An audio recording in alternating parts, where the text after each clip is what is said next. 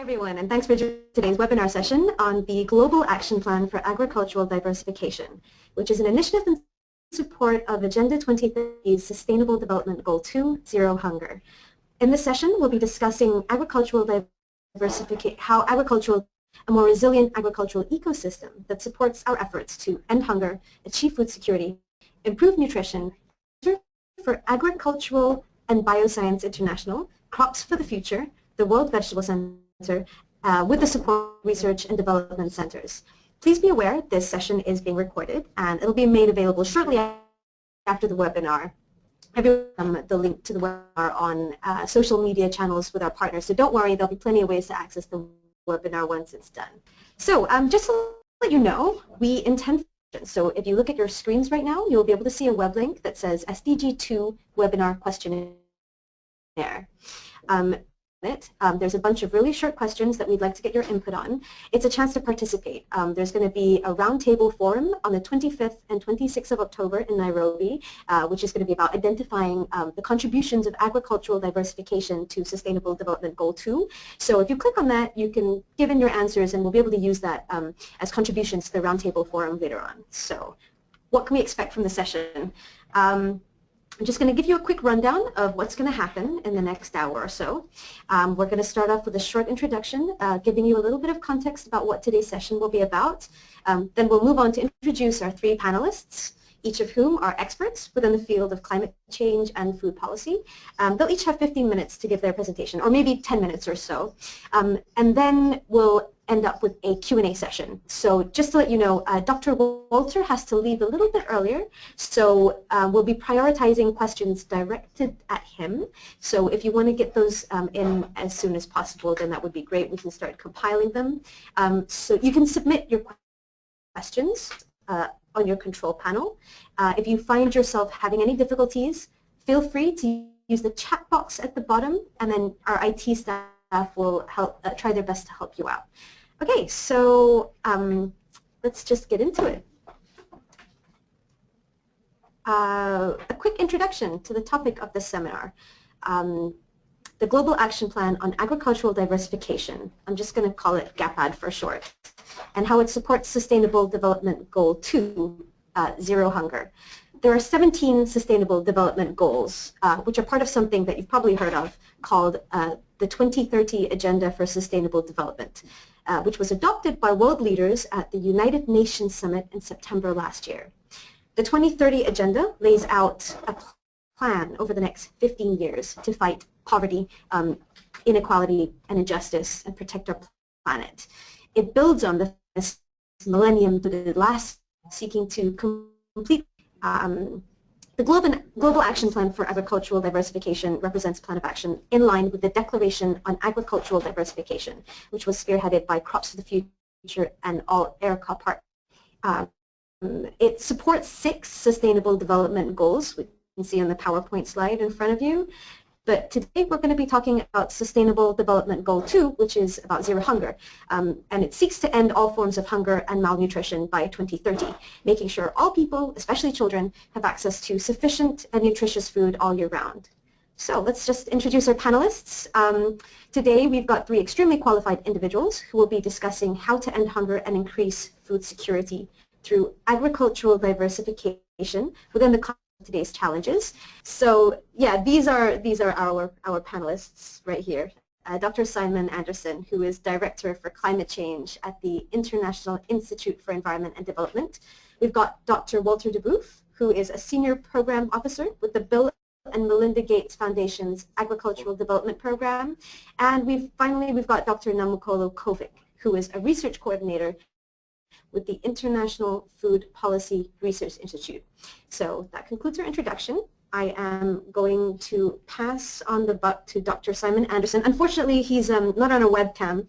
He doesn't have access to a webcam at the moment, but you'll be able to hear him via audio. Hi, Dr. Simon. Can you hear us? Yes, I can hear you. Thank you. Okay, great. So just So I think you should be able to share your screen. If you see the pop-up, just click on it and let's see if your slides appear. Okay, great. All right, so I'll just hand it over to you and we'll talk again when you're done. Go for it. Thank you very much, and good morning or good afternoon to everybody. It's a pleasure to have the opportunity to discuss this important topic. I'm going to concentrate more on the way that diversification in agriculture can respond to climate change, and I believe that my colleagues are going to concentrate more on the policy and intervention areas, and also on the nutritional aspects of agricultural diversification. My contact details are there, and the IID website where we put up all of our climate change work is available on this screen, and it's available on the last one as well if you need to copy it down. So the logic of the presentation, I want to make a brief problem statement. Secondly, to get climate into perspective, but also into focus. To look particularly at the way that climate change constraints are affecting smallholder farming, the opportunities to support diversity as an adaptive strategy, and then some conclusions in terms of policy areas. This presentation is really framed by the following, so talking mainly about sub-Saharan Africa, talking about sustainable farming, climate adaptation, not so much mitigation, sustainable agriculture as a mainstay of poverty eradication, which is, of course, is the highest goal. The problem statement, we've heard this several times recently, but SDG2, ending hunger, but importantly, I think, as has previously been emphasized, looking at the next generation, looking at those who are young now and will be the parents of the following generation, looking at the way that children, particularly under 5, are being malnourished and facing stunting, which has residual impacts on their subsequent life, and indeed upon the way that they can interact within the local and national economies that they're part of. There's a lot of discussion as to the extent that we need to increase food production, but I think equally important from a food security perspective is that we need to increase the access to food by the poor. That's the problem statement. To get climate into perspective, I think is important. That I work on climate change, but it is beholden upon me to put the climate effects on smallholder farming into the perspective of wider external impacts upon smallholder farming. We can't solely concentrate, we can't focus in on climate without understanding how climate is acting as a multiplier of other stresses, and those stresses at current times in certain places will be far more important than the increasing climatic variability. So we need to get climate into perspective, but we need to get it into focus because it increasingly is going to be important. But other drivers that smallholder farming are facing is population increase and land holding fragmentation, environmental degradation, regionalization and globalization of markets, regulatory regimes that are not favoring smallholder farming, market failures in product marketing and input supplies, protectionist agricultural policies in certain countries, health issues that are affecting household labor supplies, eroding household assets, panzootics, which we're becoming more and more familiar with, state fragility and armed conflict in some areas. All of these things on a day-to-day current basis will be seen as more important than increasing climatic variability and climate change. How can we support smallholder farming to understand and to anticipate better what's happening in terms of climate variability? This is 4 graphs which show retrospectively and prospectively the way that climate variability is increasing. On the left we have climate observation data from Hausen in Ethiopia, which shows very clearly that from the turn of the millennium, both seasonal and annual rainfall totals became far more variable than they had over the previous decades. The graph below shows how average days with average temperatures above 22 degrees have also increased remarkably from the middle of the 90s forward. So in that particular area of Ethiopia, we have good data that shows how climatic variability has increased and how the climate effects up from the last decade or so have meant that we can expect climate effects on staple crop production and also on livestock. On the right-hand side, we see two graphs looking at climate projections, and this is the important point. These projections are made against baselines of a period of 30 years previously. These are for Mansa in Zambia, and what they basically show is that the climate models are not converging in terms of what we expect the changes to be in rainfall, but there is some convergence in terms of what we expect in terms of maximum temperatures. So the message there in that particular case, and this is not an uncommon message for farmers, is that we are not confident in our climate projections for rainfall, but we can be quite confident the warming, maximum temperatures, minimum temperatures, temperature ranges are going to increase. So this therefore presents smallholder farming with a dilemma in terms of what will be the future strategies. To understand that dilemma and to respond to it, we need to recognize certain aspects of smallholder farming that are important in terms of understanding climate change impacts on it. One, recognizing the complexity and the high location-specific nature of smallholder farming production systems. We need to be able to incorporate non-climate stressors when we're assessing smallholder farming livelihoods and the effects of those stressors on their exposure, sensitivity, and adaptive capacity. And also by that to be able to recognize the increasing levels of differentiation that will be in terms of climate impacts on smallholder farmers.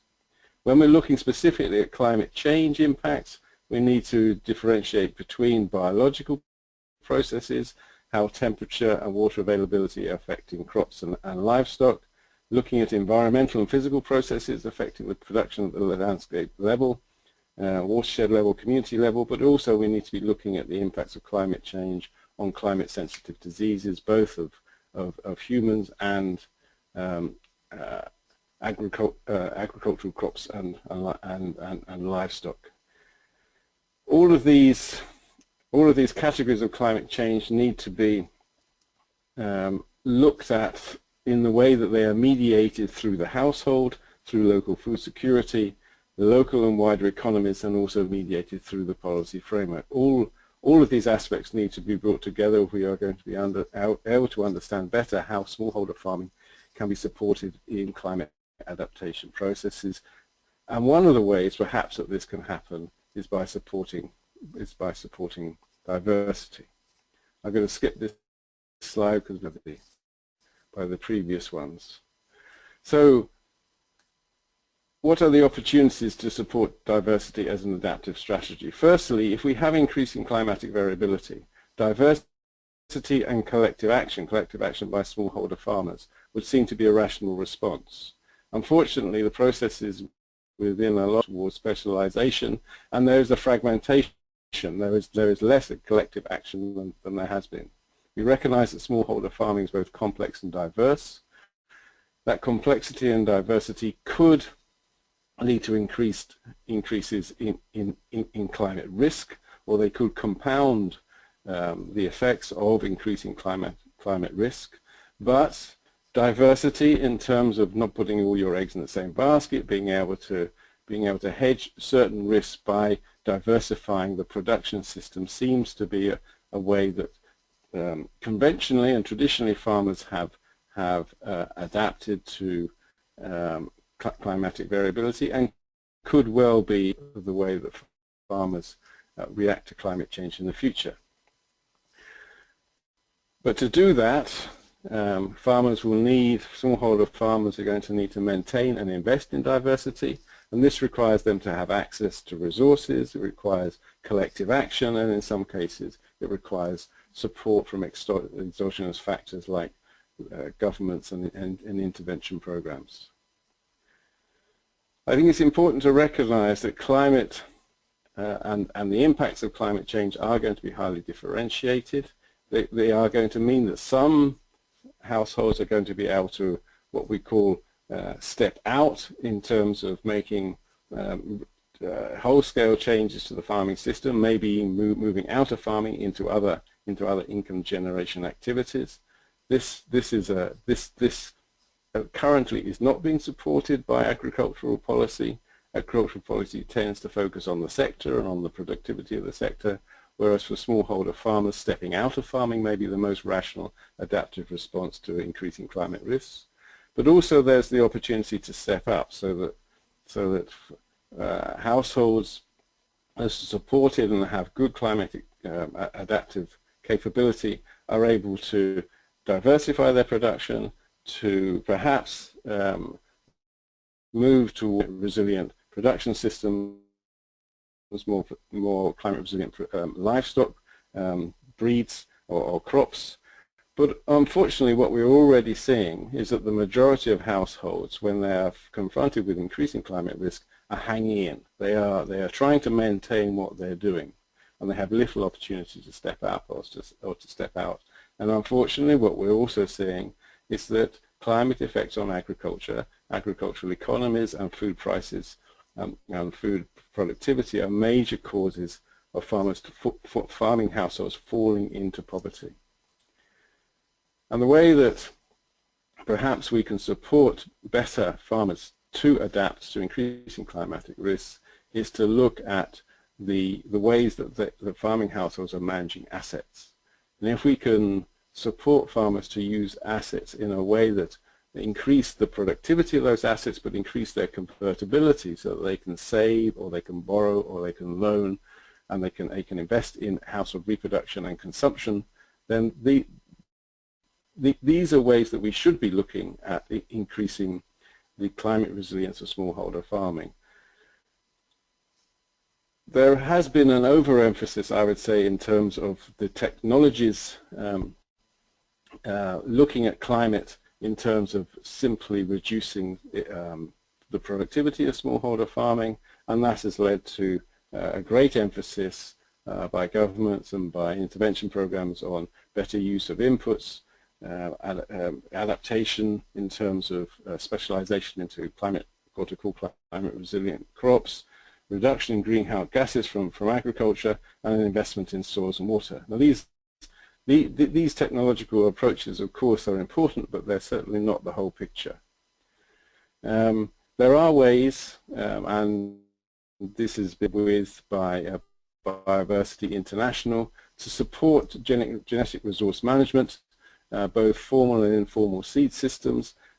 Obviously seeds and genetic resources are one of the bases of agricultural diversity. An interesting program using payments for ecosystem services to support genetic resource conservation by smallholder farmers. So there is a double benefit here, that the farmers and the farming communities and their seed systems are supported, but also those that are acting as conservationists of genetic diversity are getting a payment from the program and from the state. There are also other ways of supporting smallholder farmers to face increasing risk. Firstly, we know that within particularly livestock keepers, mobility and transhumance has been a traditional way of dealing with climatic variability. With increased climatic variability, unfortunately what we're seeing is a restriction on mobility and transhumance, which is the opposite of what there should be. Pastoralists in many parts of the world, actually with increasing climatic variability, they need greater mobility and more access to transhumance rather than less. And there's also the possibility to support farmer-led intervention in terms of climate risk by providing, facilitating or supporting services such as climate information services. Ellen Rostrom, who looked at collective action in a piece of work, one of the things that contributed to her to get the Nobel Prize for Economics, she identified that in the face of a social dilemma, which climate change may be considered to be a social dilemma, that we will see collective action and cooperation, perhaps between smallholder farmers, but not only them, if we see that many agree on the need for change and changes in behavior and they're prepared to share responsibility, that there is reliable and frequent information about the phenomenon of concern, in this case climate change risks, and that people know who else have agreed to change their behavior and that their compliance with that change behavior is monitored. If we can get those three factors in place in terms of the way that diversity is supported within the agricultural system, we will see greater likelihood of collective action. My conclusions are there on the screen. Essentially what I'm trying to say is that supporting agricultural diversity, a range of means, including supporting collective action by smallholder farmers, is a rational approach to confronting increasing climatic variability. Thank you very much. Thanks, Dr. Simon. That's pretty much perfect timing. Okay, I'm just going to introduce the next speaker. We can ask Dr. Simon some questions a little bit later on. Okay, so our next speaker is Dr. Walter de Boef, Senior Program Officer with the Bill and Melinda Gates Foundation on Agricultural Development. Let me just bring him up on the screen here. So Dr. Walter is going to be tackling the topic of keeping hunger at bay, agricultural diversification as a global driver of food security and economic growth. Over to you, Dr. Walter. I'll just, if it sort of runs close to the sort of 10-15 minute mark, I'll let you know when we're sort of 2 minutes into the end so that you can pace yourself. Okay, all right, go for it. Okay. Good day, everybody. Got it. I'm happy to join in this webinar on a very important topic. So I will use this opportunity to share, quite different from the other speakers who take a more scientific approach to sharing information. I want to highlight how the Gates Foundation Agricultural Development team is approaching this topic by sharing some aspects of the strategy that we use. The key vision that we have at the Gates Foundation Agricultural Development is all focused on agricultural transformation, which is a process that is very much country-led. This is pretty recent that we are having this focus, but what states, we are a pretty young organization, a young program, always has been very central in our focus is poor smallholder farmer households. The key focus of us is to lift them out of poverty through empowerment, enabling to use knowledge, tools and technologies in that process. That is quite different from processes where food security or diversification are part of that, but we see those aspects very much as an aspect of the poverty eradication in which we approach this. So that's the major level that we are approaching food security, and agricultural transformation is more the larger framework. What I will share is a number of key challenges that we see in that area and in which we also consider ourselves in facing our objectives to have a specific catalytic and also comparative advantage compared with other donor and development organizations. With our strong focus and history also dealing with crop improvement, what we see as major challenge is a really continued low yield among major groups of smallholder farmers in sub-Saharan Africa and South Asia. Climate change basically is very shared already by Dr. Simon, is very much linked to that and also putting it more a future perspective. Then with our focus on agricultural transformation, we look very much at systems and policies that fail to meet the need of farmers and also in a larger climate change perspective in cases are not well equipped to meet the challenges and future challenges that we see.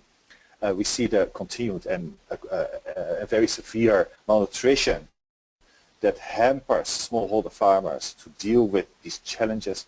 And what I want to add on is also that the Gates Foundation, we really see the lack of opportunity and resources for women as key drivers in agricultural development to deal with these challenges.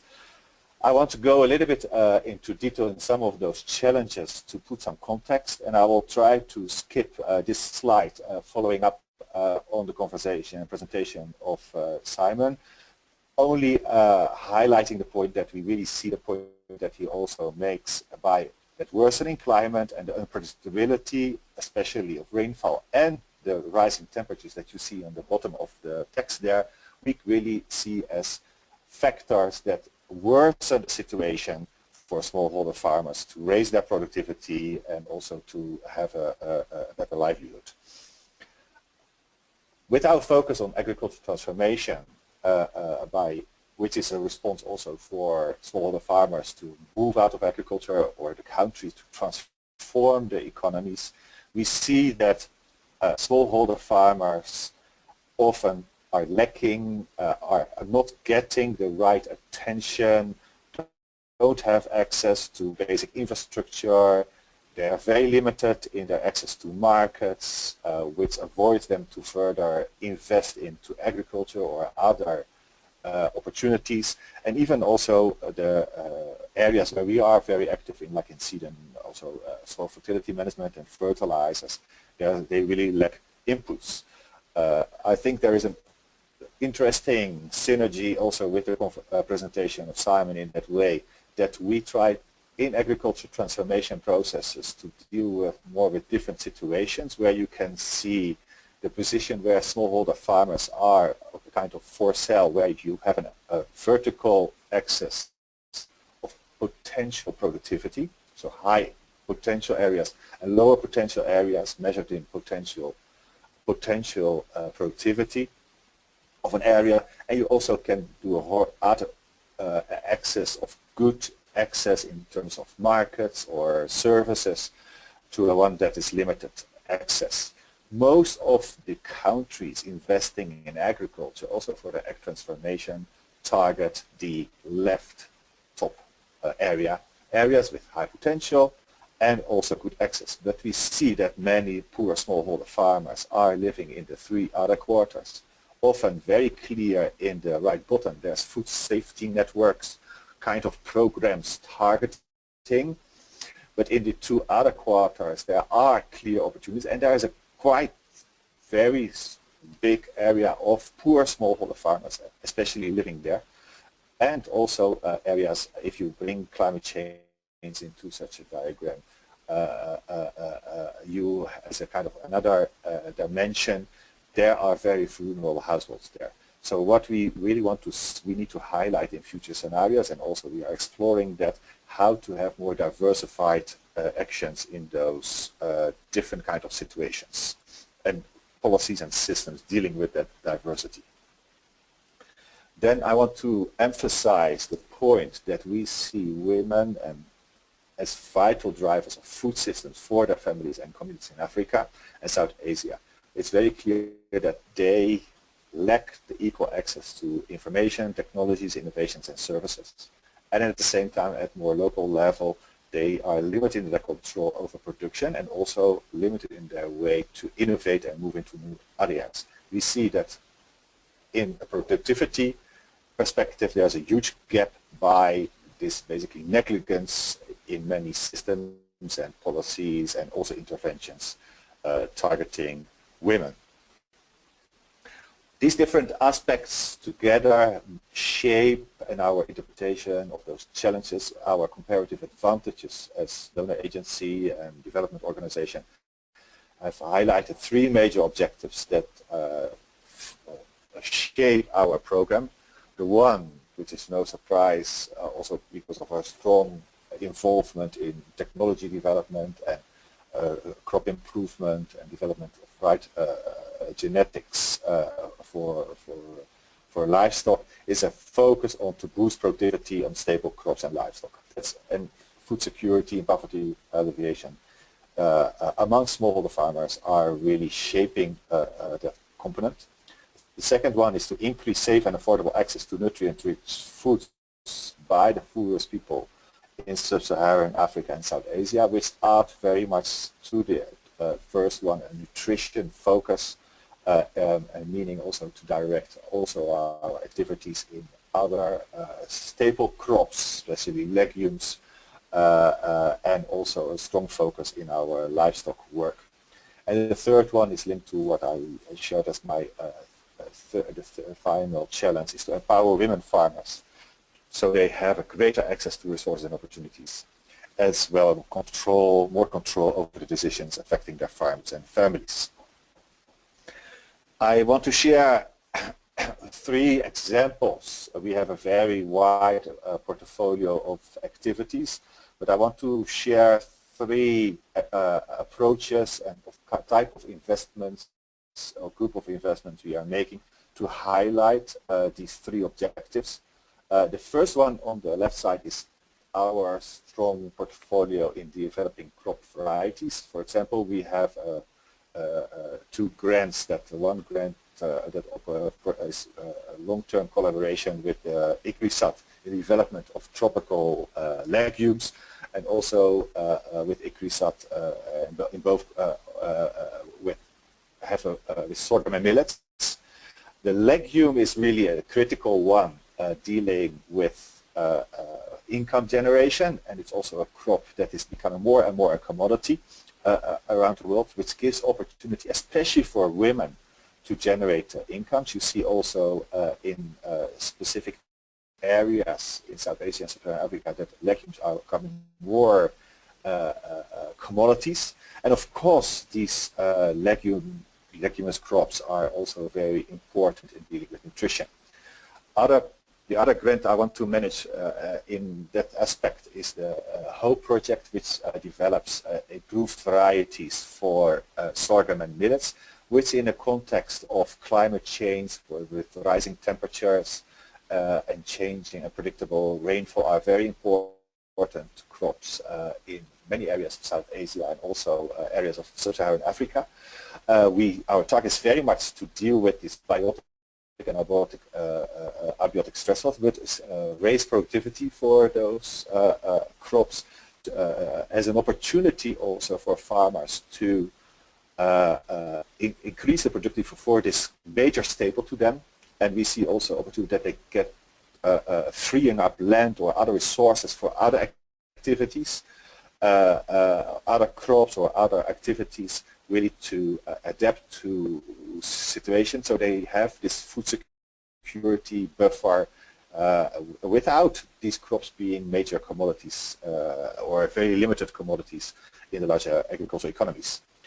For seed systems is of course very relevant. That is also a main area I've been working over some years at the foundation, is that where there access to the varieties, right varieties, the adapted varieties, more productive varieties is critical. Example is a partnership that we have with an NGO in Uttar Pradesh in India called RGMVP. It's a program that really focuses on women empowerment first, and secondly gets involved in activities like family planning, sanitation, nutrition, health. But as these groups mature and the social capital is there, they target more at productive aspects. Uttar Pradesh is really rice and wheat country. They are the main staples. Really smallholder farmers. So the collaboration with them, in which I am involved, really targets the seed systems using the social capital and the collective organization of more than 1 million women farmers in that state to produce the seed, have access, and basically have a collective institution, also managed by, mentioned by Simon, to really invest in the collective capability of those women to gain access over quality seed, quicker access to improved or appropriate varieties to deal with changes and also to raise productivity for them. So there really is also about collective control over seed and also having collective access to critical resources, which may not be there, but if they're working together, they're better.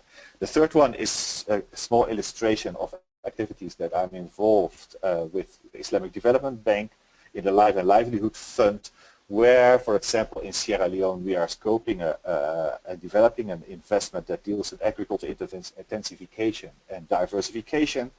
So meaning not only investing in rice productivity, but in, let's say, the areas which are less accessible, really diversify the production system by adding leguminous crops, but also addressing cultivation of vegetables, introduction of poultry as a way to increase income, especially among women, but especially to address the nutrition, access to nutritious foods among poor smallholder farmers in that country. Three pretty straightforward examples of kind of activities that have, I'm sure if you talk with other program officers from the foundation, will get similar stories but with very different details. So what we really try to, as an outcome, try to address with our program is to really advance agricultural transformation, dealing with this larger context of climate change, raising productivity, getting better services, systems and policies that target especially smallholder farmers, improving their rural economies, and that way also reduce poverty.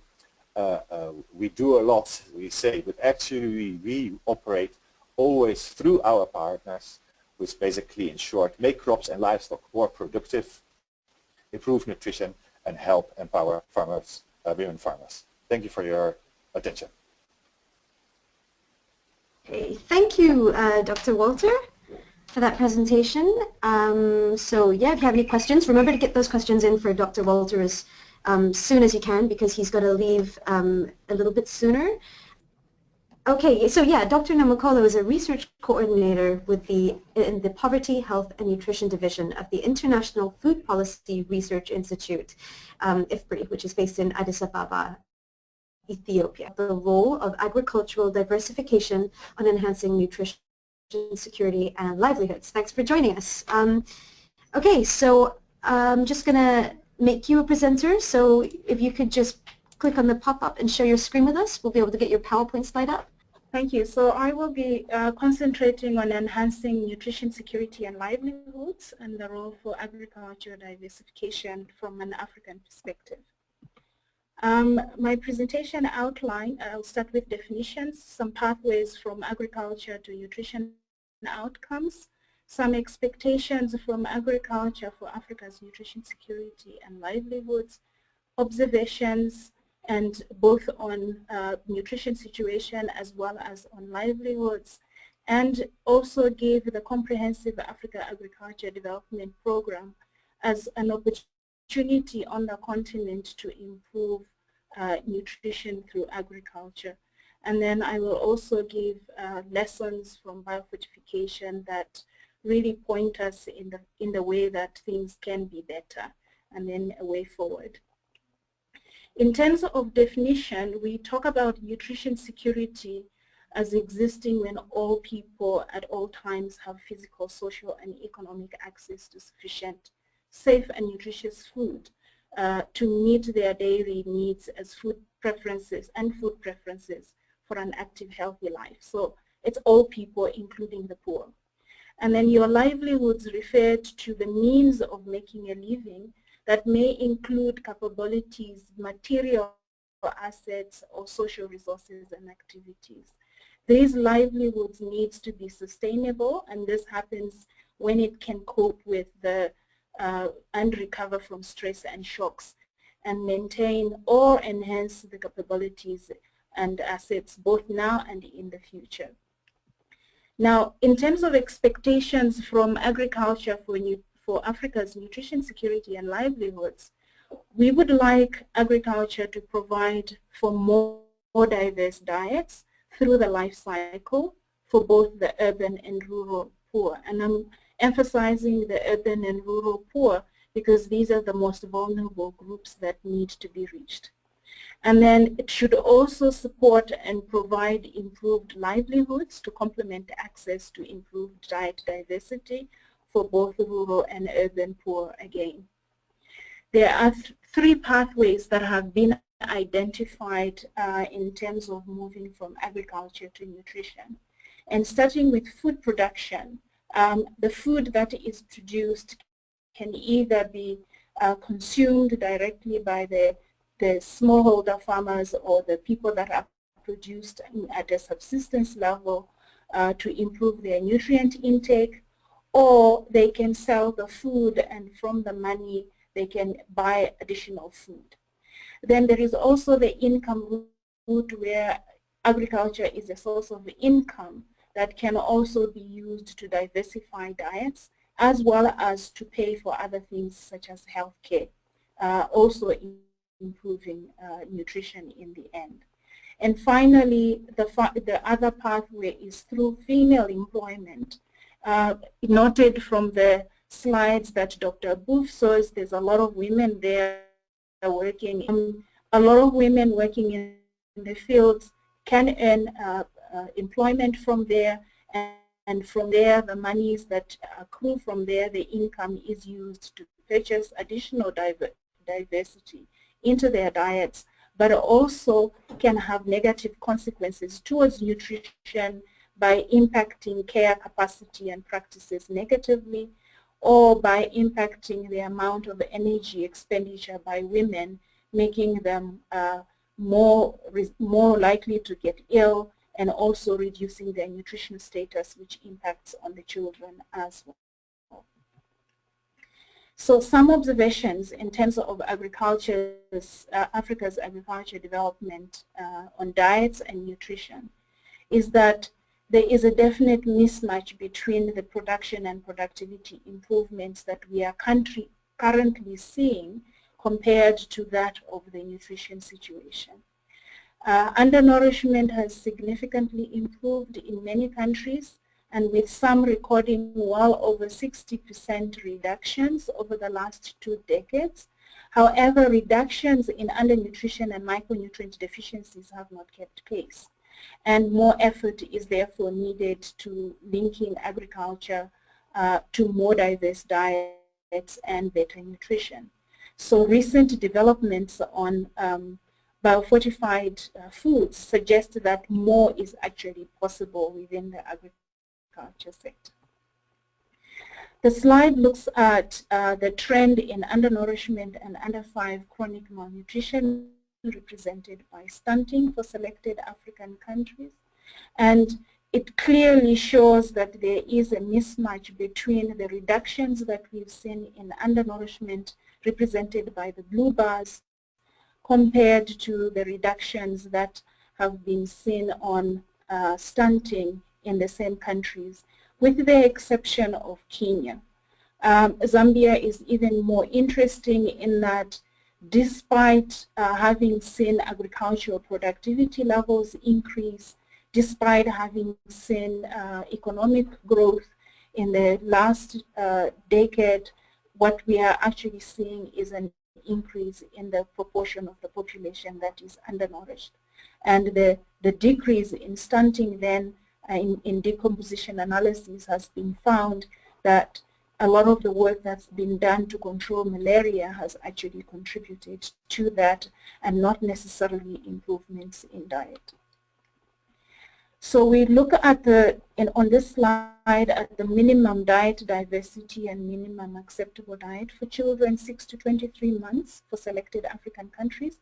And this is just to show that if we use the children in this age category, which is often referred to as the window of opportunity, where we can make the most difference in long-term outcomes for nutrition, we can see that all the countries reflected here are actually depicting that only a small percentage of the children are meeting either their minimum diet diversity or their minimum acceptable diet, which then includes meal frequency.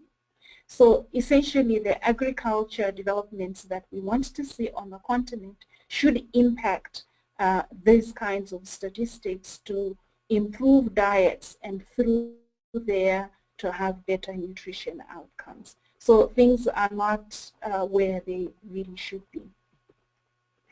Then in terms of looking at diets, this slide is from the FAO Africa Food Security Indicators report for 2015.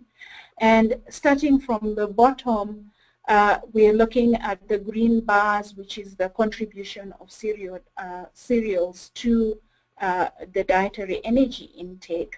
and then looking at the other kinds of foods included here, which is roots and tubers, the pulses and legumes that were mentioned earlier, fruits and vegetables, animal source foods, fats and oils, sugars, and then other items. Really, if we are to diversify diets sufficiently, what you would like to see is significant improvements in the top bar on other foods entering the diet. But what we are actually seeing is increases in sugars consumption, increases in energy coming from fats and diets, and very small increases in consumption of animal source foods for sub-Saharan Africa. When we look at developing countries, the slide I forgot to indicate that Q1 is the lowest wealth quintile for the populations, and then the Q5 is the highest wealth quintile. So essentially what we are seeing is that with improved incomes and wealth, the diets seem to become more diversified. However, or unfortunately, we then increase consumption of fats and oils and sugars, which we would rather see a decrease in.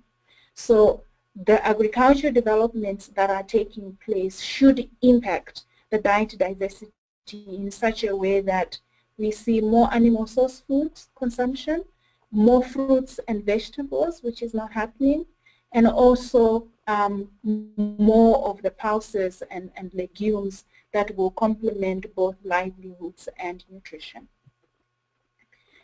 The evidence that we have so far in terms of nutrition-sensitive agriculture is largely inconclusive in terms of seeing impact on nutrition. And it's been indicated that this might be primarily due to poor design and evaluation, except with the exception of vitamin A, and this is work that's been done mostly on orange-fleshed sweet potatoes. In summary, the evidence shows us that projects which involve standalone production strategies are actually less effective than integrated projects that include gender, nutrition education, maternal education, improving income and overall diet quality, and also taking account social and other types of capital. So, and then the other thing is behavior change, communication, and gender are important. And it's been shown that well-designed interventions with behavior change, communication, and other targeted nutrition components have actually had much better nutrition impact than the ones that are targeting individual crops and without any behavior change communication. However, there are also possible trade-offs that have been observed, and it is important to make sure that the gains in one area should not be accompanied by losses elsewhere, e.g. ensuring that the animal husbandry interventions in livestock do not increase prevalence of zoonotic diseases and parasitic infestations, including malaria. And involving of women, it is important to make sure that this does not negatively impact care practices as well. Looking at livelihoods, this slide is taken from ILO livelihood statistics, and it shows participation in the labor force in the blue bars, and really all it shows is that there is variation amongst the countries that are shown here. But also the share of agriculture in total employment, which is where a lot of the rural livelihoods would come from, also varies significantly across countries, implying that really the context of different countries and even within countries, subnational disparities would need to be taken into account to ensure that livelihoods are impacted in a positive direction for nutrition outcomes.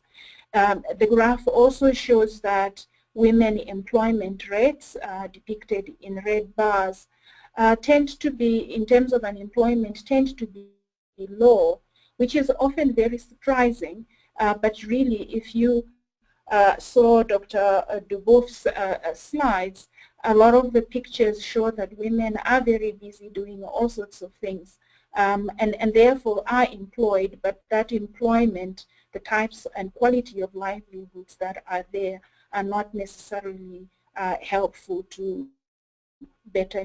So the implication is that any policies that are looking to improve livelihoods should really look carefully to the quality of livelihoods that are actually developed.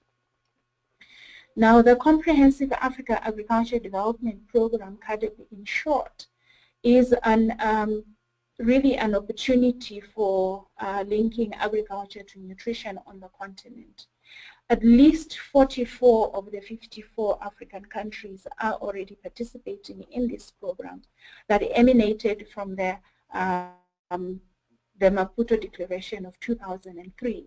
Now, this program, in this program, there is agreement by the continent to try and increase national budget expenditure on agriculture to at least 10%, and increase growth of the agriculture sector to at least 6% per annum.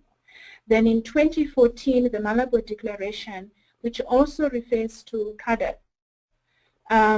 really gives agriculture as a key strategy to address not only economic development and poverty, as well as livelihoods, but also for nutrition. Nutrition indicators have now been added to the GAPAD results framework, which creates an opportunity for really making agriculture more nutrition sensitive if nutrition indicators become part of what is monitored in agriculture. However, there are no indicators to track crop diversification, which is what is needed to get to a more diverse diet, and there is no specific focus on expanding the food basket. In addition, the tracking of production that is taking place at the moment is focusing only on only a few commodities, so really it doesn't show us whether or not we are becoming more diverse in terms of the food basket that we are putting forward. Why Dr. Namkolo, just to let you know, just approaching the 2-minute mark, so yeah, just letting you know that, to keep track of the time. Why GAPAD is an important opportunity is because it has strong focus on resilience and climate smart agriculture. It has strong focus on employment, strong focus on market development at national and regional levels, strong focus on intra-Africa trade, focus on targeting commodities, which are just few needs to be improved, and there's also need to focus more on diversifying agriculture to diversify the diets. So we need deliberate targeting to be able to get where we want to be. The lesson from biofortification is that we now have iron beans, vitamin A maize, vitamin A cassava, and orange sweet potato that have been released on the continent. And the way in which they have been released have taken into account agriculture, nutrition, as well as livelihoods. And although it started off with much skepticism, it's very clear now that it is actually possible to diversify in this way and also be able to impact nutrition. In conclusion, I think the way forward would be to make sure that the diversity of diets must increase to impact nutrition as desired. Agriculture must diversify in such a way that this will be possible in terms of long-term sustainability. The diversification must also be directed to improving livelihoods of the poor to impact nutrition, and efforts must be made to maintain and introduce more resilient and nutritious African crops as part of the agricultural development. There must be a deliberate and specific development objective targeting diet quality for this to happen. Thank you. Thanks, Dr. Namkolo. We're going to go into the Q&A segment. First question comes from Mr. Musa, which is directed to Dr. Walter. And the question is, does the Bill and Melinda Gates Foundation have South Sudan as one of their target countries? There we go. Well, my question is very clear. We operate in Africa primarily in 3 countries. This is Nigeria, Tanzania, and Ethiopia. And through our collaboration with AGRA, we operate in a number of other countries, and our research kind of activities are reaching into many other countries. Okay, great. And so the second question is also for you, Dr. Walter, from Mr. Danny Romney. And he says, you mentioned the Bill and Melinda Gates Foundation approach of improving access to nutritional crops. Do you think that this will lead to a shift in focus within the Bill and Melinda Gates Foundation to include non-staple crops, such as vegetables, including indigenous and traditional vegetables in the focus countries?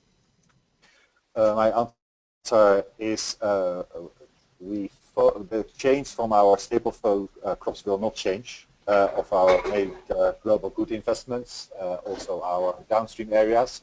We have very specific activities in the space of nutrition, where very much often the focus is on legumes and livestock. I was mentioning in one of the examples activities that are not are linked to other programs that we are involved in, so there it would be broader. But in the mainframe of the program, this kind of change is not foreseen at this moment. Okay, so we've got another question. I think that anyone who wants to answer this can just jump right in, maybe Dr. Simon or Dr. Namukolo. And it's from Ms. Soraya, and she wants to know, is there an existing reliable global knowledge system or data architecture to measure accurately and reliably the dimensions of Sustainable Development Goal 2, so the hunger, food security, nutrition, agricultural sustainability sort of spectrum in relation to climate change? Do you think this is a crucial gap that we need to address, knowledge systems to measure accurately and reliably the dimensions of these challenges? So I don't know, maybe... I can try and answer it. There is no particular measurement system or metrics at the moment that are available to do that. A lot of the work that is targeting food systems is really quite new and quite recent, especially on the African continent. It's virtually non-existent. So definitely work in that direction would be very useful, especially with all the climate variability that is coming on board. It might be of some use. Thank you. Okay. Anybody else want to jump in on that? Any other sort of perspectives? Yes, if I may, I think this is a great question, and I think it actually puts the finger on a huge gap that has arisen in part due to the gulf between the climate process, the climate regime, and the Sustainable Development Goals. They very much went in parallel. The SDG process, in a sense, left a holding place for SDG 13, which recognized that the progress on mitigation was the most important. But what we don't have, and it hasn't arisen through the monitoring, evaluation, and learning component of the SDG development, is really a serious attempt to understand how increasing climatic variability will impact upon any of the achievement of any of the SDGs targets and goals. And this is something that if we don't get to grips with this over the next 15 years, where we can expect climatic variability to increase the period of the SDGs, we will find ourselves in 2030 without sufficient evidence to be able to say how best we should confront climate change rather than just increases in climatic variability. So the idea of having a knowledge system based on evidence of the way that climate is impacting on SDG 2 is very important. I don't think it exists to date, but it doesn't exist for any of the other SDG goals and targets either. I would suggest that SDG 2 is a good place to start. Right, okay. We've got more questions coming in. The next one comes from Mr. Dennis Rangi, and he's asking, other than sorghum, millet, and livestock, and the 4 staple crops, what other crops should we be considering? He addresses this to all speakers, so jump in, anyone.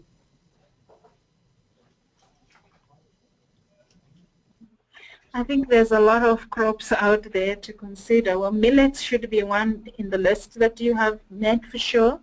And there's also quite a diversity of root crops that are also being used. But I think in terms of diversifying diets on the African continent, one of the biggest problems is that we have tended to move away from the likes of the sorghums and the millets, and these are really very underutilized crops, and this is where we might find some of the climate resilience also that we so need. But I think as we move more, we tend to be going more towards maize and rice and wheat, which is impacting negatively on the diversity of diets. So really, I think it's difficult to give you specific types of crops that you need to look at because each country can be so different. And I think what is important is to look within each country and see that the rich diversity of food that is there, and then pick from there the ones that have the most potential within the particular countries. Sometimes even within the same country, between different parts of the country, you need to look at different crops. So you can't really pick one per se across the continent or across the globe. I think we need to really go in-house in the countries and look at what's there. Maybe I can add something to that also, because since the inception of the Agricultural Development Program of the Gates Foundation, we have had a very strong focus on staples and also livestock.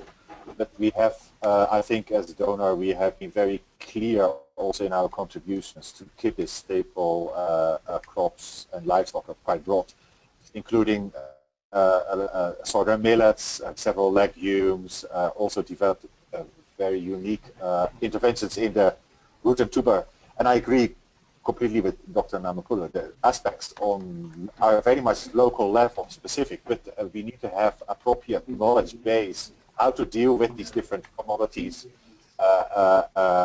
within the appropriate research and technology development. And we are really, in our global good activities, are really investing a lot, and are continuing to do so. Could I add something on this? And I just want to flag a very interesting experience in Tigray, where the Tigrayan Agricultural Research Institute, from about the beginning of this millennium, from about the year 2000, started to understand the way that increasing climatic variability was impacting upon the crops and the livestock important to the food security of the people in that area. This was on the back of work through the social protection, the productive safety nets program, that paid the people identified as being the poorest to do reforestation, terracing, watercourse management, etc., etc. Now, this was before climate change became recognized an important future factor. But the work that was done on increasing the productivity of those degraded hillsides meant that farmers could then use better the crop diversity, crop and livestock diversity available to them. And the TARI, the Tigrayan Agricultural Research Institute, identified where they thought the support was going to be needed to farmers to produce a greater diversity of crop varieties to enable farmers to make better choices suited to their microclimates that were facing increasing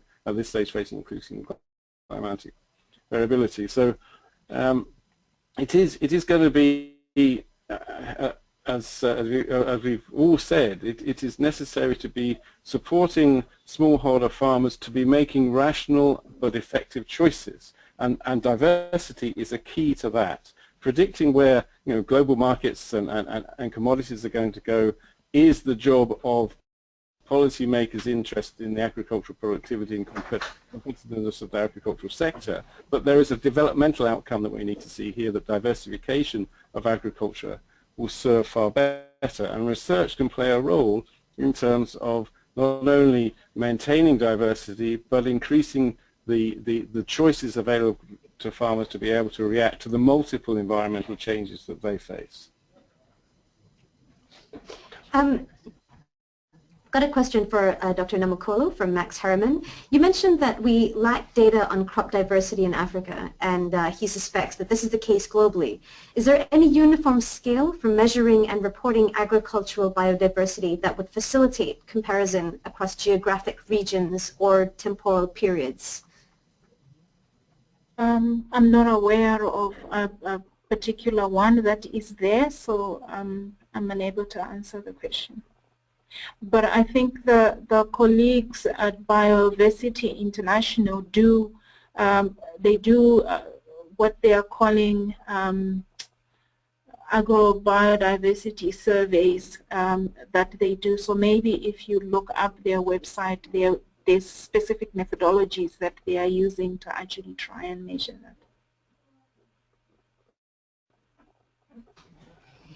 that. We've got a question from Neil Reyes, not addressed to anyone in particular. Should there be a stronger focus on vegetables and fruits, as these have the highest content of micronutrients and vitamins? There are many reported neglected and underutilized species. So should we be placing more focus on vegetables and fruits from a nutrition point of view? Definitely. I think they are more, with the exception of animal source foods, they're the next group of foods that have high nutrient density.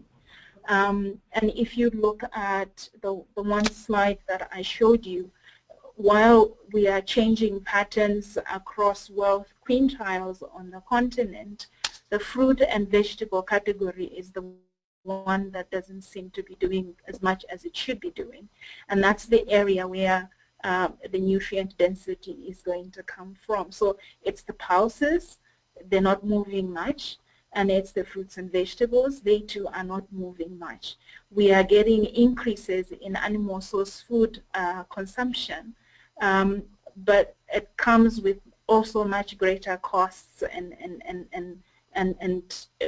at a household level, it's easier to deal with fruits and vegetables than to deal with livestock. So definitely, I agree. The unfortunate thing, I think, is we also lose there's a lot of groups at the moment working with African leafy vegetables. And it's an area where we are really losing a lot of diversity that we used to have. And a lot of these leafy vegetables are quite adapted to the environments within which they are being consumed. So that's an area that presents not only genetic material for breeding further diversity, but also to encourage increased consumption of locally produced foods. So would you say that in some ways it's also sort of a cultural question of educating people and creating a demand from the general public to consume these other types of vegetables? What else do you think needs to be done to tackle that, to raise awareness of underutilized vegetables or vegetables that have traditionally been eaten, and try to kind of increase consumption of that in the general public? I think awareness of the value of these fruits and vegetables, because they tend to be looked upon as poor people's foods. More affluent, I gravitate towards cabbage as a vegetable and get away from the more nutritious leafy vegetables that I would normally have consumed. So the aspirations that we have is towards actually not away from better nutrition, which is not helping. So I think nutrition education in terms of increasing the value that people attach to some of these indigenous foods is definitely needed because the negative connotations of this is for poor people actually takes away from what we ought to be eating. And then we change dietary patterns necessarily in a less healthy direction. So in that respect, maybe I can add something like that, because basically what you see is, for example, in the promotion also of poultry or other animal products, these are often seen as commodities, and poor people don't consume those themselves. What Dr. Namakula earlier said also, access to resources or other foods, only the availability is there, but it doesn't change often behaviors. So any access point can only be effective in terms of access and consumption of nutritious food if accompanied by consumption change behavior. And I think that is a very critical message that she mentioned earlier.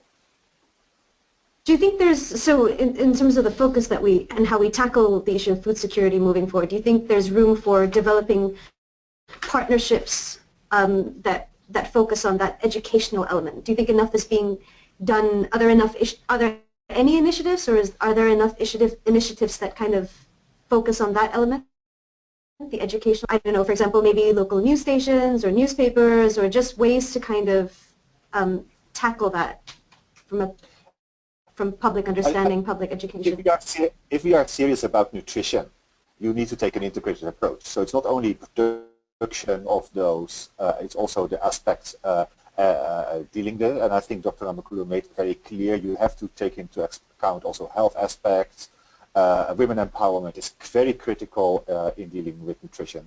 So I think if we really are serious about it, it needs to be integrated. I totally agree. It has to be an integrated approach, otherwise we don't get to the outcomes we want. I have a question here. What is the Bill and Melinda Gates Foundation stand on, this is directed to Dr. Walter, on genetically modified genetically modified crops, and how can we avoid domination by big corporations? I don't think this is the topic of the current webinar. I think it's we are favorable to this kind of technology. We see them as very quick wins, especially in biofortification in this aspect. So that's where our position is, and we see it as an opportunity, a technology that can serve those goals.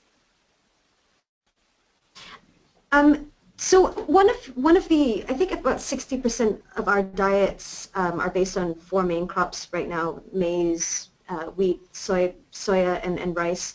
And I suppose over the past few decades, most funding has gone towards these crops. So perhaps like one of the reasons why we don't really have a great development in underutilized or diverse cropping systems is because of the lack of researchers interested in the subject and funding going into the subject.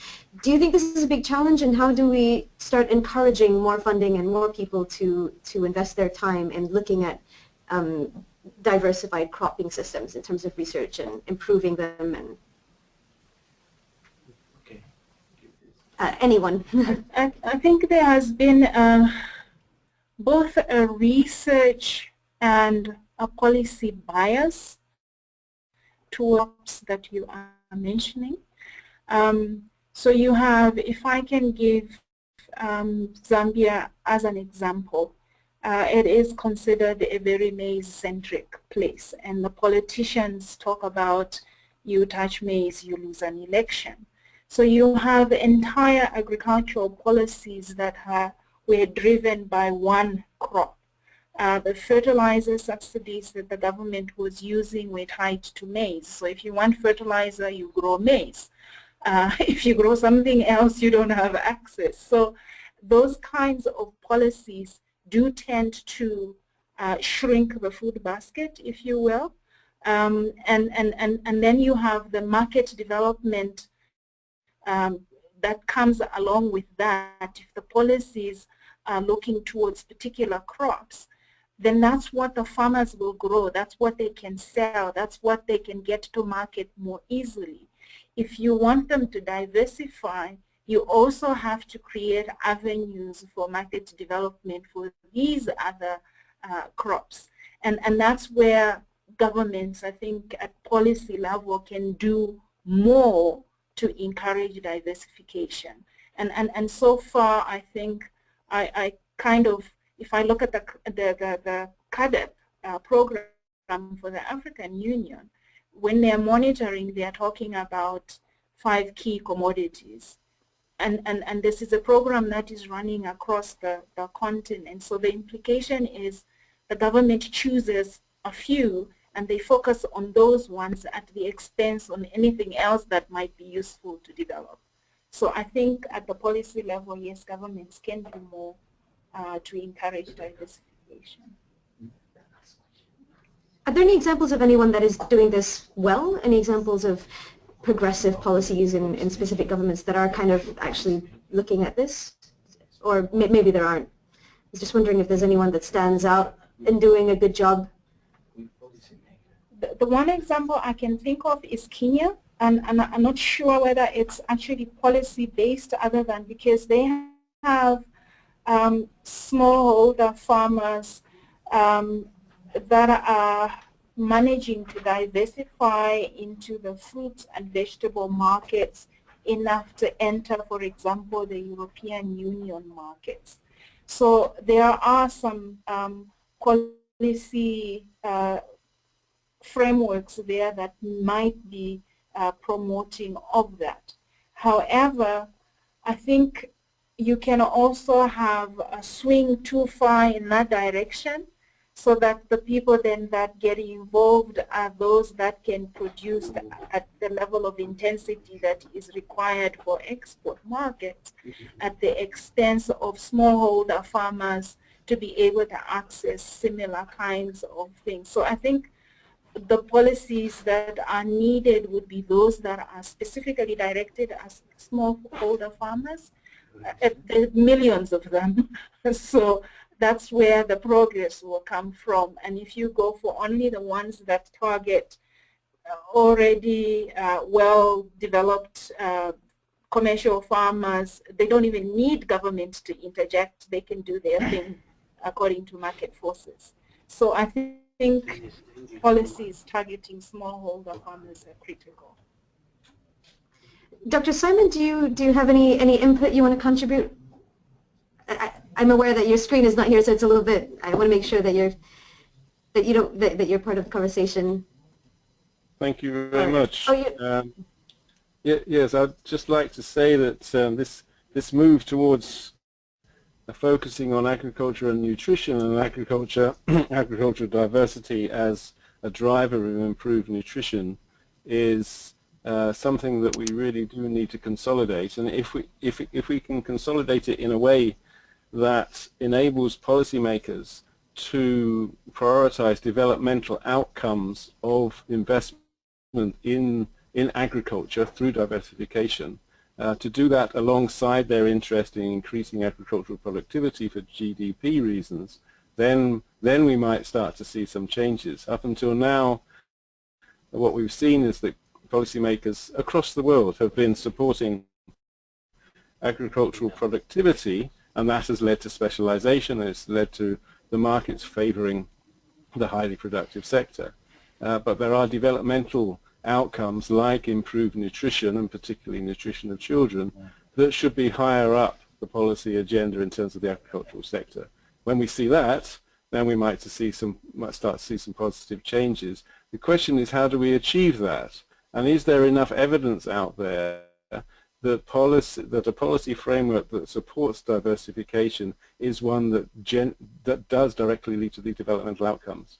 When we have that evidence available to us, you could understand policymakers making that sort of preference, or that making that change in terms of their priorities for policy. So right now we don't really have enough data that shows the impact of a lack of diversity within our diets on health. Is that what you're saying, that we need to have more studies or evidence that shows that we can take to policymakers and say, look, we really do need to diversify our diets because you'd be saving this much money in healthcare costs and such? Well, I think Dr. Namakula's presentation showed where the data, where some of the data is, but also importantly it showed where we don't have good data. I would hesitate to say we need more studies. We need more evidence. A lot of studies don't generate much evidence that's any good.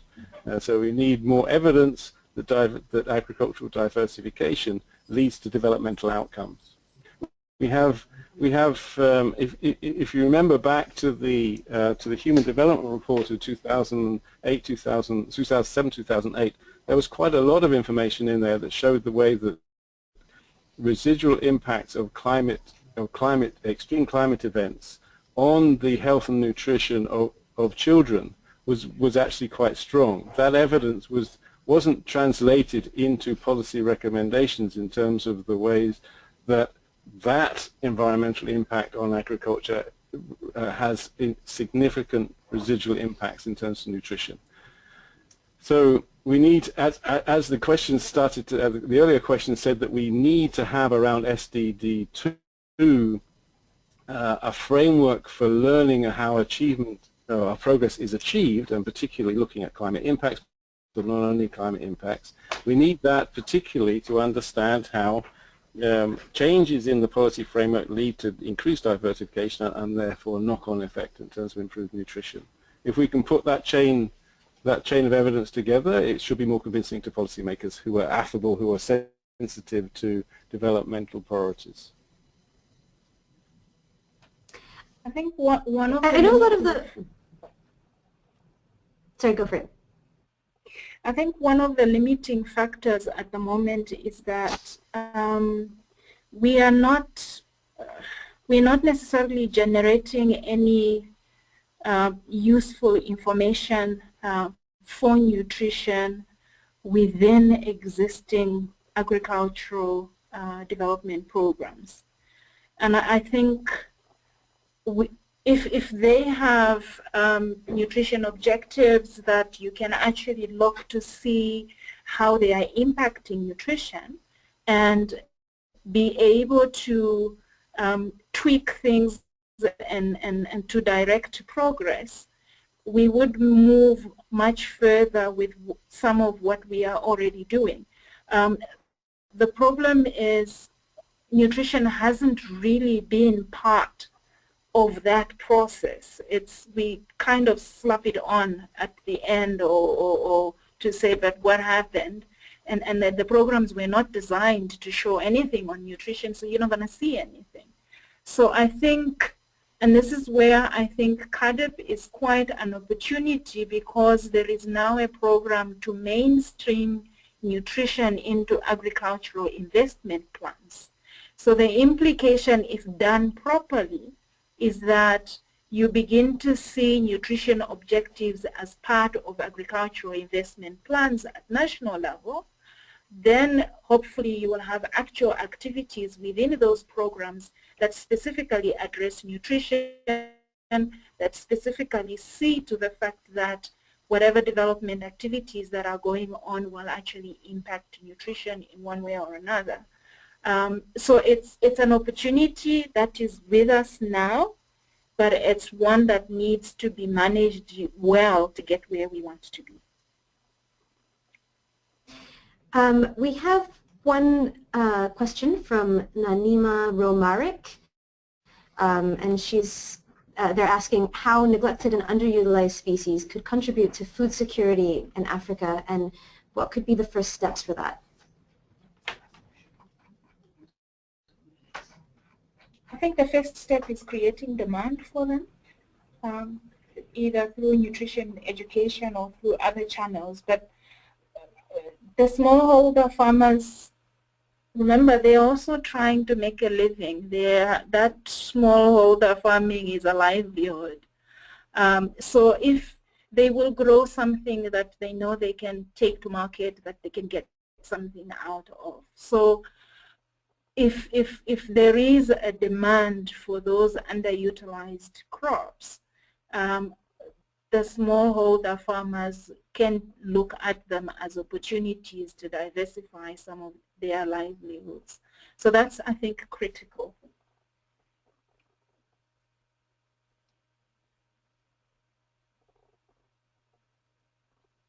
Okay, great. I have one more question here.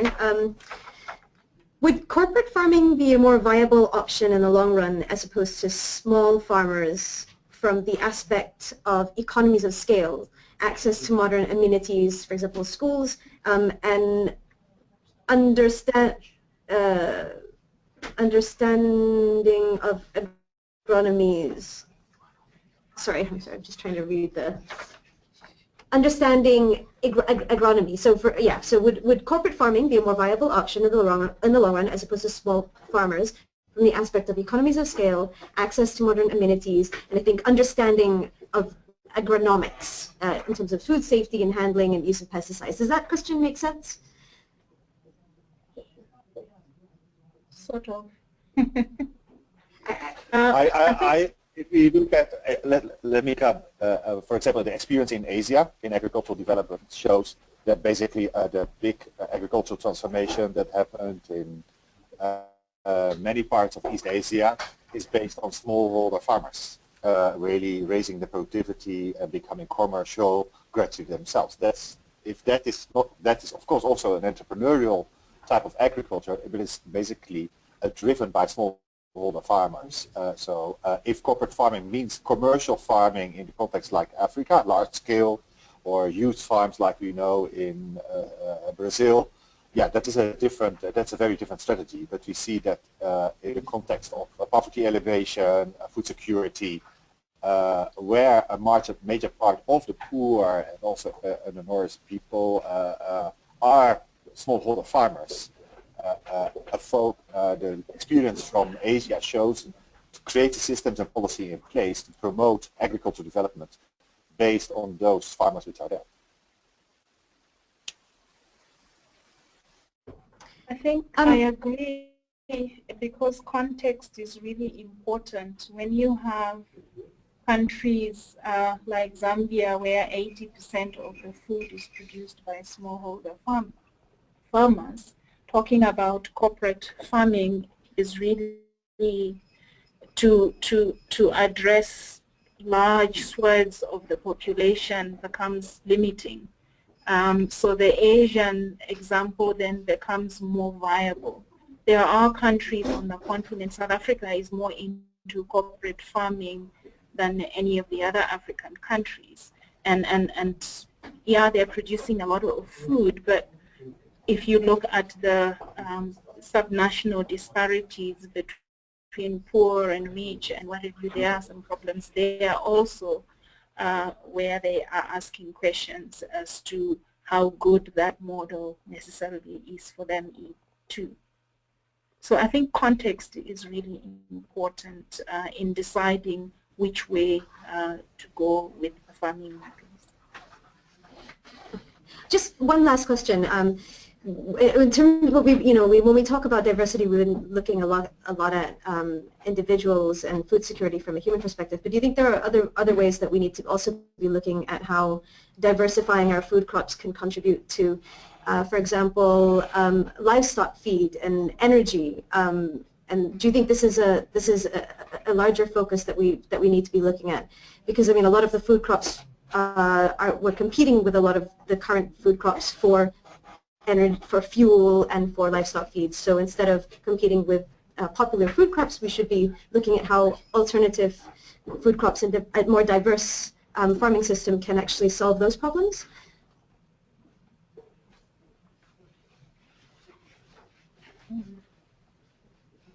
Can I try? Sure, yeah. I think, look, a more diverse farming system might be in a better position to accommodate issues of growing crops for energy sources.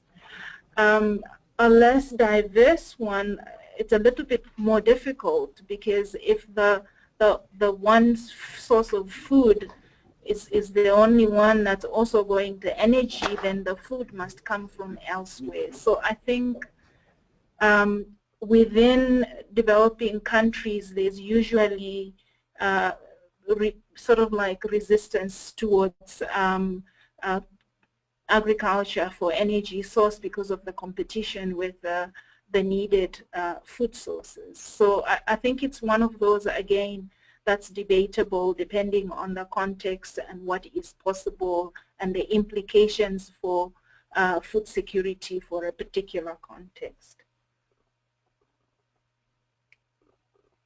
So we're almost out of time. I don't know if any of you have anything to add on to that, but I think we'll move on to the, if not, we'll move on to the closing remarks.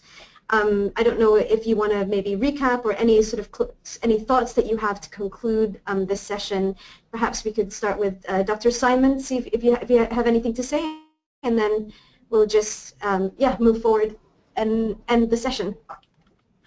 Okay, thank you very much. I want to, in a sense, agree with the hypothesis that's been put forward through this seminar that diversification of agriculture is likely to be a mainstay of the way that agriculture will, and particularly smallholder farming, will respond to increasing environmental stresses. I think that we've seen enough, we've heard enough today to enable us to agree with that tentative hypothesis. But it can only be tentative until we really start to generate the evidence that this investment in diversification has the types of developmental outcomes for smallholder farming that we anticipate it will do. The other issue I want to flag, and both Dr. Namakula and Dr. Walter have put emphasis on women and women within processes of collective action, and that this is a very important element from my perspective and the perspective of IID in terms of the way that we're approaching agriculture and climate adaptation in many parts of Africa. If collective action can be supported and women's participation in that can be to the fore, we are more likely to see the types of nutrition, improved nutrition outcomes that we're prioritizing. So two things that are important. Firstly, yes, finding ways to prove that diversification is effective, and secondly, investments in social action and collective action where women are to the fore. Yeah, no, let me come over. I think I really support what Simon said. And basically what I think we learned in this session, that even though climate change, nutrition, gender empowerment are often approached as independent aspects, if we really want to make a change, diversification actually is linked with these three topics in a very strong manner. And from the foundation, it shows that even though we don't bring diversification as a core objective in our work, but with our focus on women empowerment and nutrition, and through our productivity focus and putting that much more in the context of climate resilience, we try to really bring those together. So really isolated actions we know will never have the effect. And I think in GAPAD, with the focus on diversification, I think you are really in a nice spot to deal with these different topics. And I think also the focus on gender empowerment in that larger discourse is really an important aspect I want to stress. I think diversification of agriculture is critical to meeting long-term nutrition outcomes. And I think not doing so just is not useful, because we would not be able to reach the nutrition outcomes that we need. But I think the multi-sectoral approach to look at what different sectors will contribute towards the process is also critical. So looking at climate change mitigation and looking at diversification and nutrition at the same time would be extremely useful in bringing about the positive nutrition outcomes. So I think it's critical. Okay, I just want to say thank you to all our panelists and also all the viewers that have tuned in. We're going to close the session now. So before that, I just want to give a reminder about the questionnaire that you can participate in, which is right on the screen here, SDG2 webinar questionnaire. So if there are other ways that you would like to contribute, they're all on the screen as well. You can sign the Declaration on Agricultural Diversification at www.gapad.org. You can participate in future webinars, of course. That's one way of taking part in the conversation, and spread the word about GAPAD. Other ways that you can contribute are to organize your own webinars, meetings, talk about these issues. If you want to contribute monetary or in-kind contributions that support these activities, that's also helpful. And you can also develop, basically promote the agricultural diversification. So thank you to everyone who tuned in. Links to the webinar can be found on our social media channels on the slide. These are the handles on the Facebook, so just go to that and you'll have links to the webinars. Everyone who registered today will also get a link directly to the email, and after the session closes you should have a pop-up on your screen which takes you directly to the questionnaire, and the outcome of your answers will be using that to take to the Roundtable Forum in Nairobi on the 25th and the 26th of October. So yes, thank you panelists for joining us today, and thanks everyone for watching. Goodbye.